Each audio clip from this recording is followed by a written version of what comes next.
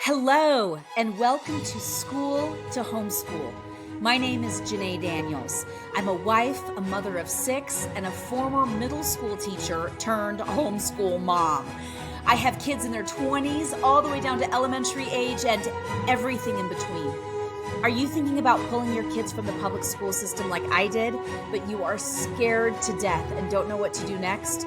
My friends, I felt the exact same way, and you have come to the right place. I want to help your family leave the system so that you can take the hearts and minds of your children back. Hello, my friends, and welcome back. Today, we're going to have a little bit of a shorter podcast. I'm not going to lie, it's been a crazy week. We started back with homeschooling officially. We take a during the summer, we don't completely take a break, but we go a lot lighter on what we're doing. And we started back, an enrichment program started back. And so it's been good, but I'll tell you, it's been a very busy week for me as we've dived into all the things that we want to learn and do and see and all the things. So today's going to be a little bit shorter. And the information I'm going to share with you, this is not from me. I didn't come up with it myself. I wish I did. But this is copied from David Morris on Twitter. So shout out to David Morris. Have no idea who you are, but thank you for sharing this on Twitter. And this is 8 fights worth picking for your kids. I felt like it was such beautiful information, which is why I wanted to share it today, because I just think it's good information that just needs to get out there. So David Morris on Twitter, thank you again for thinking about this. And these are the 8 battles that we actually want to pick with our kids, right? We've all heard the term pick your battles. Pick your battles, pick your battles. And I believe that's true. And I've gotten much better over the years. When I very first got married and took on my kids, my 2 oldest kids, everything was a battle. And I had to learn over the years that some things were just not worth the battle. And I had to let go of a lot of things. I remember when my now 16-year-old went to kindergarten, this is many years before we pulled them from public school, she was insistent on dressing herself. And I remember really worried about like how the outfit that she was going to wear was going to reflect on me as a mom, that I looked like I was neglectful, and she did her own hair and it was half combed, but she insisted that she do it, and her clothes didn't match and they looked terrible. And I had that battle many, many mornings with her. And finally, I remember this one particular morning just giving up the battle, and she went to school, and I had to go in and volunteer in the classroom anyway, because I was volunteering heavily still, even though my kids were in public school.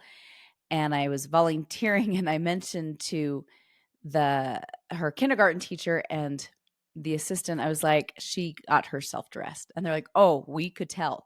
But man, has she been proud today. And I realized then, like, that wasn't a battle worth picking. Not only that, but it was better for her to be able to have the confidence that she dressed herself and did her own hair. And it was not important how it reflected on me as a mom, if that makes sense. That was my pride. And she needed to learn and develop those skills. So I had to learn, like that's not a battle worth picking, and it was a simple lesson, but it was a hard lesson for me to learn. But there are some battles that are worth picking. And so I want to go over the 8 battles that are worth, these 8 fights that are worth picking with your kids, and battles worth having with your children. And many of these things we have already discussed, but they're important. So I'm just going to start with number 1, the reading fight. We want to make our kids read, because reading is the foundation of everything that we do in society. It's tied to focus and cognitive development. and they need to be able to read, and they need to be able to read well. We've talked before, 19% of high school graduates are leaving not being able to read at a fourth grade level, and 50% of the United States can't read at a fifth grade level. Our children cannot be those people. They have got to be able to read and read well. And we do that, and so that's a battle, or that's a fight that I pick regularly with my kids. It's not so much a fight anymore because they naturally read. And I do have to say, it's been a fight with Jacob, my 12-year-old, until this week when I let him choose. We chose the books and everything, and we were going to start The Witch of Blackbird Pond, which I chose for him to read. That was one of the 5 books that I chose for him to read. And he said, Mom, can I just start with Fantastic Mr. Fox by Roald Dahl? And I looked at it, and it's really below his reading level.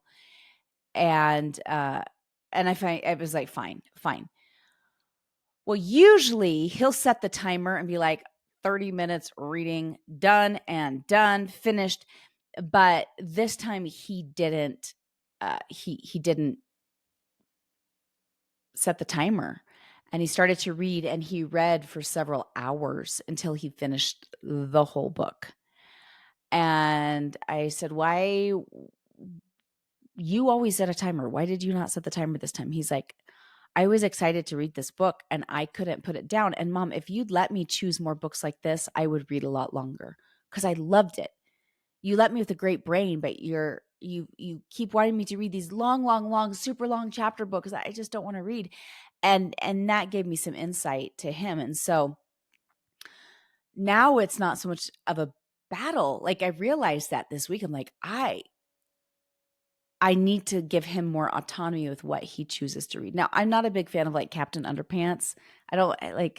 Maybe at the beginning when they're first learning and you want to get them to love reading. Sure. And he's past that stage.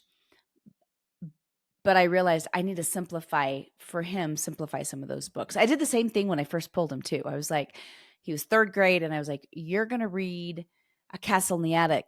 And he just couldn't get through it, only to realize, oh, the problem is that this is a harder book for him to read than he can read. Even though his reading level is really high, his comprehension level is still a child's, and so we came back, we did Frog and Toad and simpler books, and he loved to read. You'd think I would have learned that lesson back in 3rd grade, but I didn't. But the reading fight is imperative. They have to read, and they have to learn. Ultimately, we can help them learn to love reading. And so it's a battle worth picking. I like the term, we can lead a horse to water, but we cannot make them drink, right? However, we can salt their tongues and make them thirsty. So with the reading fight, it's an easier battle when they're enjoying what they're reading, and then it's not so much of a fight. And kids who have reading disabilities, they might need some extra help. I just learned about vision therapy. Some kids can read, but have a problem with their sight, and they don't have any vision problems per se, but their ability to focus on a page is really difficult for them. So if you do have a child who can read, but they struggle reading, vision therapy might be an option for them. But the reading fight is worth fighting for. It's worth the fight. The second fight is the outside fight. They have got to be outside. They have got to spend more time outside. Even this week, I talked to parents in public school who are like, oh my gosh, the recess has been cut again.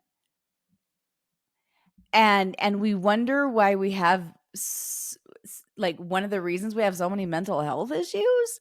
Like, our bodies, our spirits, our souls need the outdoors.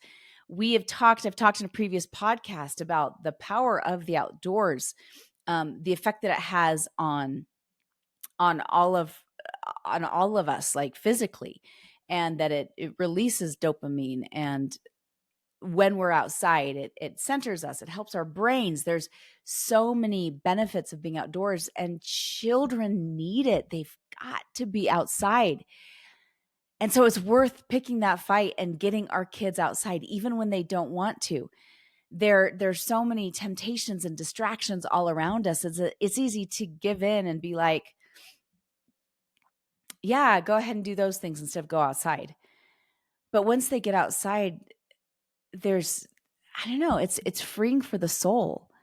And ultimately, kids need it. They need it for development. They need it for growth. It's a battle worth fighting for. It's a fight worth having. So the outside fight. And number 3 fight is the work fight. Now, I'm doing a whole podcast episode on this in 2 weeks. It will be released in 2 weeks. Our kids need to work. They need to learn to work. They need to learn to do chores. We'll talk about all the reasons why in 2 weeks. However,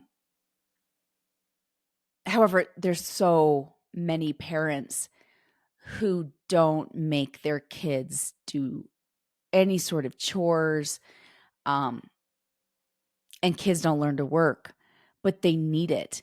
And in 2 weeks, we'll talk about all the stuff that's involved, like the things that happen with them with chores. And it's astounding. But they've got to have chores. I've been surprised at, like, this is going to sound terrible, but there's a lot of lazy kids out there. And when kids are little, they want to help, right? So we just have to keep going, right? Allow them to help starting when they're very, very young, whether that's putting away their toys or helping put their clothes away when they're really, really little, all the way to as they get older, making them do chores. We as parents should not be doing everything in the house. Number 1, it's exhausting for us as moms, but number 2, it doesn't teach them anything.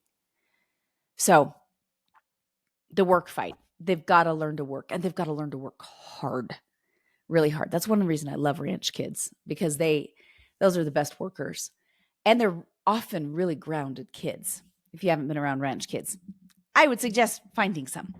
Number 3, the meal fight. You need it as a family. We did the episode Small Hinges Swing Big Doors. If you haven't listened to that one, it's all about eating together. There is a connection that comes from eating together. There is beauty in breaking bread together. When I was still doing hiring for companies, that was one thing that I would always suggest to employers who I was consulting with, is that one of the last interviews needs to be them with their spouse or their significant other, taking out the candidate and their spouse and significant other to dinner, or lunch or whatever, but break bread with them, because there is a bonding that happens over meals. Having meals together it's a fight worth it's a fight worth having. And turn off the TV, by the way, and make them put away their phones. Like, talk to each other during the meal. It's kind of great. The next one is the boredom fight. Make your kids live with boredom. I think it's easy for us, like, as we're going from place to place, to go, oh, okay, let's go ahead and put on a DVD, or, we're in the car, let's put on a DVD. Let me give you something to do. Okay, yeah, go ahead and play video games. I don't care. Now, are there times that's fine? Yes, absolutely. Right. There's been times that I've been really sick and I had littles at home, and sometimes I'm like, yeah, fine. Go watch it, go watch Backyardigans for a little while. That's fine. But I think in general, if that's our go-to, is go to technology, as opposed to, no, you're just going to sit and be bored, that's a problem. Boredom breeds brilliance. And our kids, we've got to give them the gift of being bored, which then turns around and turns into creativity. And we want them to be creative. We want them to come up with things on their own. It becomes a skill. Learning to deal with boredom becomes a skill. And it's something that we also can pattern for our kids by putting down our phones and doing something else, right? As opposed to like always going to, when we're bored ourselves, um, putting down the phone and coming up with something else. I've thought about this, like, as I've been in waiting rooms for like the orthodontist or the dentist, that I've thought, I don't want my kids to see me on my phone all the time. So I'm just going to put this away and I'm just going to sit and observe people. And I want my kids to see me doing that. Now, do I do it every time? No, I don't. But I'm trying harder to do it more. So the boredom fight, like letting our kids get bored and be bored and not perpetually entertaining them. I saw that on Facebook. A lady posted on one of the, like, it was like a kindergarten homeschool page or something. And she's like, how do I keep my child entertained all the time? They always want to be entertained. And I'm like, don't entertain them all the time. It's not your responsibility to entertain your child. You are not a clown, right? Like, your child needs to get bored. And the most brilliant ideas in the world have come from people being bored, and going, I wonder about this. And because boredom allows us to wonder and get creative. So boredom breeds brilliance. The next one is the me first fight. Make our kids go last sometimes. Not every time, not all the time, but enough to remember that the world does not revolve around them, as David Morris says.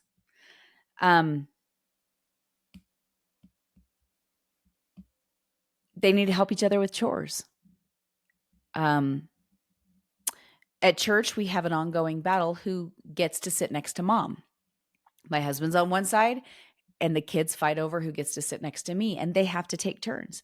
And my youngest is like, well, I'm the youngest, so I should be able to. I'm like, no, the world does not revolve around you all of the time. And I love you. And it's somebody else's turn. And everybody wants a turn. And mostly they want a turn so that I can scratch their backs, if we're going to be completely honest. But children need to know that the world does not revolve around them. I get frustrated seeing these kids in this world who think that everything is about them, and they need to learn that they are not the sun that we revolve around. So the me first fight, that, yeah, you're not always the most important person. Sorry, you're going to have to wait in line. I recently heard an interview with Kevin Hart, the comedian, and he talked about how when he goes to Disney World or Disneyland or any of the theme parks, that he makes his kids go to stand in line on their own. Like, they don't get to jump in front of the line. He goes, occasionally I will go and I'll say, okay, today you can be with me. But they're like, but Dad, you're famous. He's like, right, I'm famous. You're not. I had to learn to wait in lines. And now you're going to learn to wait in lines. And he said, so when his teenage kids go, or when they go with their friends to different theme parks, he makes them wait in line like everybody else. And he's like, but they're like, but you're not doing it. He's like, right, I've done my time and I'm paying for this, and you didn't. Right. And so he said that he wants to keep his kids grounded and remember that they are not the most important people all the time. So the me first fight, super important to have with the kids. They are not the sun, the moon, and the stars. Now, they might be in our hearts, but they need not think that the world revolves around them. There are other people in this world. The awkward conversation fight, which we just talked about with Carolee, and just a few weeks ago. It's important that we have uncomfortable conversations with our kids before the rest of the world does, before they're exposed to everything else. We need to have the sex and the dating and the body image and the values discussions. They're going to be uncomfortable. They're going to turn bright red. You're going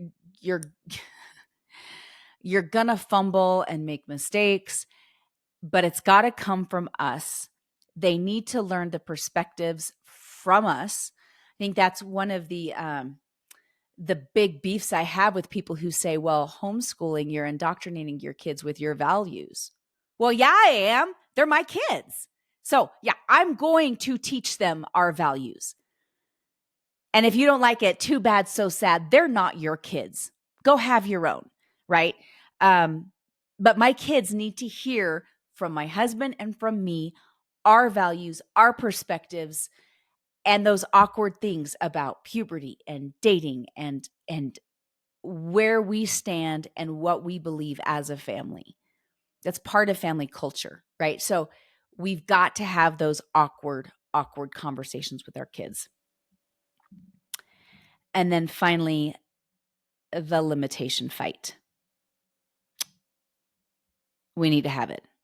That learning to live within limits, that we need to limit screen time. We need to limit with our diets and our activity limits and our schedule limits. Like we need to set boundaries and limits, and we need to have that conversation with the kids. Over the last we've talked about screens. Let's talk about screens for just a second, because as I've mentioned, those who are regular listeners know this. Those of you who are new may not know this, but I banned video games for the summer. I did allow one day. They had some friends over, and I did allow it one day. And they got to play for an hour for the whole summer. That's how they got 1 hour the whole summer for video games. And I had really limited the video games and the screen time with my kids.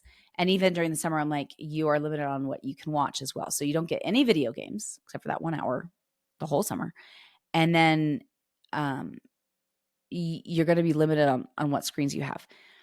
And so now that we are back in session of homeschooling, they've gotten their screens and video games back, but with intense limitations.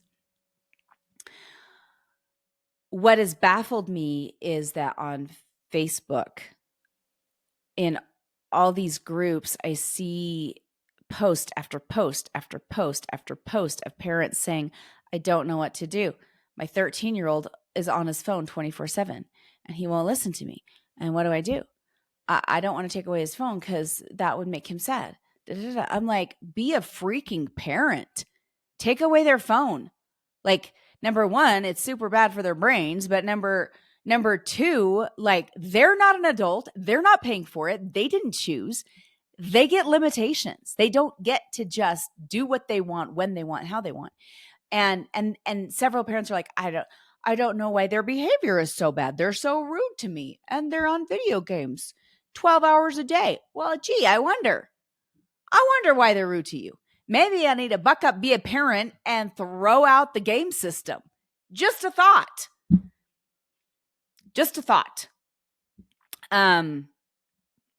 We've got to set limits with our kids.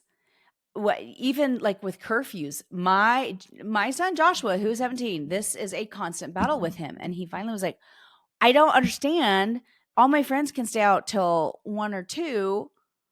And you make me come home at 11:30. And he got that because we let him stay out till 12. And one day he came home at 12:01 and we said, what time was the curfew? And he said 12. And I said, what time is it? He goes, well, it's only 12:01. I said, right. You're past 12. You broke it. So now you get 11:30. And anyway, and he's like, I just don't understand why. I'm like, well, because drunk drivers come out at night and late at night, my dear. And nothing good happens past 12 o'clock. Sorry, nothing good. So now, this is a battle that we've had for so long, the last several months we've had this battle. And he's been respectful. Like now he makes sure that when I say you are in the door at this time, if he's not in the door, he knows he's dead meat. But he'll text me like as soon as he's like, I'm in the door, and I'll hear the door closed. And he will run up and then he'll come in and be like, Mom, I'm home. I just want to show you here. I texted you. So, I'm home.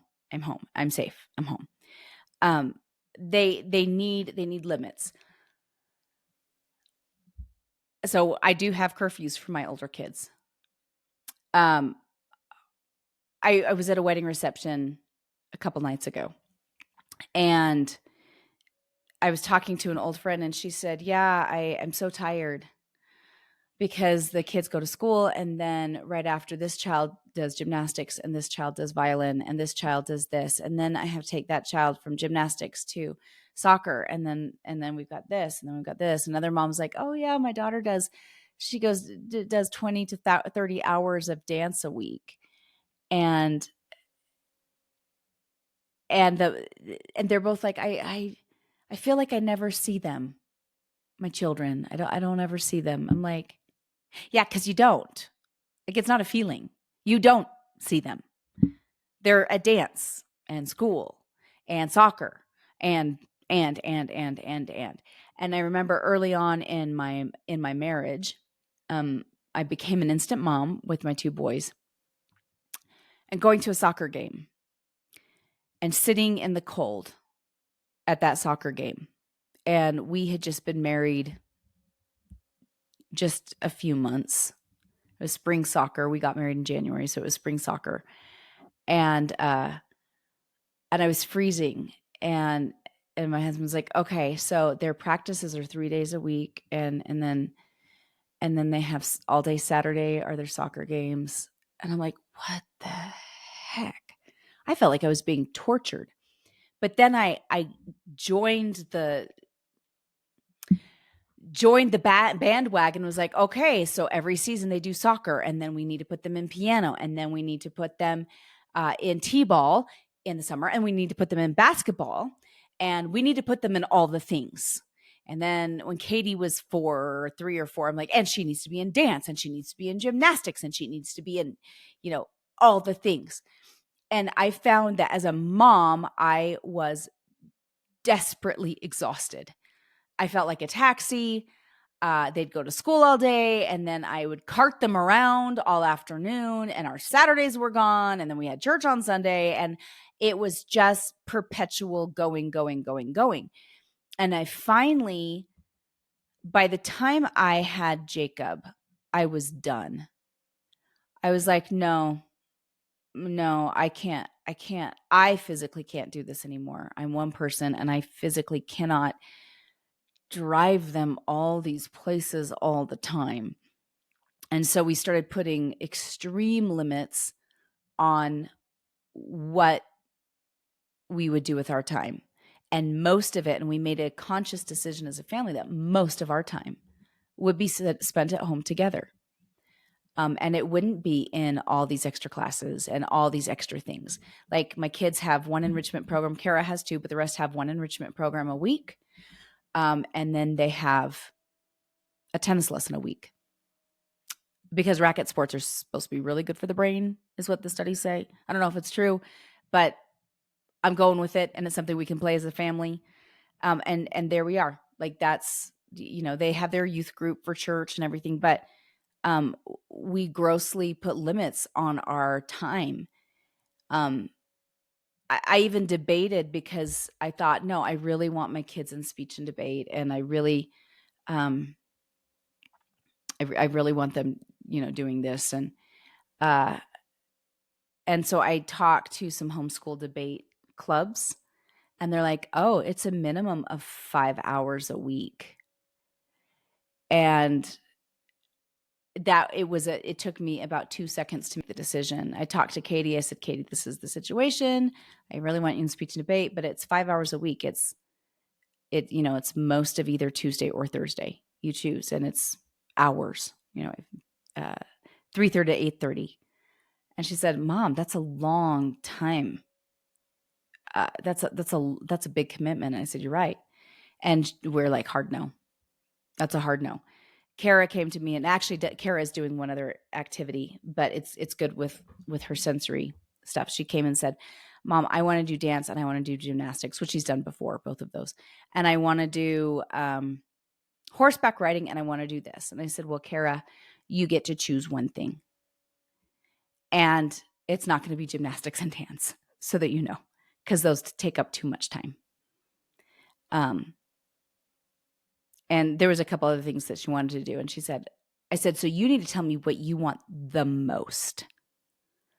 what do you want the most? And she said, I would like to horseback ride. So she had her first horseback riding lesson, and we finally found, so I had to call all around, and I finally found somebody that was reasonably priced, and she started.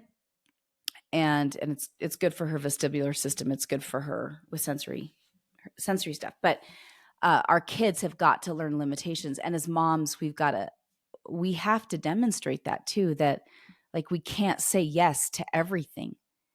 That was a hard thing that I had to learn as an adult, because my mom was one of those who said yes to everything. Now she's old and she says no to almost everything. But back growing up, she said yes to everything, and she was perpetually exhausted. And I thought, I'm one person, and I want to see my kids, and they need limits. They need to learn limits. They need to learn limits with screens, with food. I've lost a lot of weight over the last year and a half. It's been a very long haul, and I've had to learn to set limits with food, with sugar, with screen, with schedules, with all of those. They need to learn limitations. Those are the 8 battles. Those are the 8 fights worth picking with our kids, because it'll help them become better kids. Again, I'll just recap and then let you go for the day. The reading fight, the outside fight, the work fight, the meal fight, the boredom fight, the me first fight, the awkward conversation fight, and the limitation fight. My friends, I hope you know you're doing better than you think you are. You're doing awesome. Let's pick some good fights with our kids and leave the rest of the fights alone. You got this. You're doing better than you think you are. If you've just started back, or if you're preparing to start back, you're going to do awesome. Keep things simple. Simple is always better. Have a good one. We'll talk next week. You got this. If you enjoyed this today, please like and subscribe. You could also join our private Facebook group at School to Homeschool, or sign up for our newsletter at www.schooltohomeschool. Have a great day.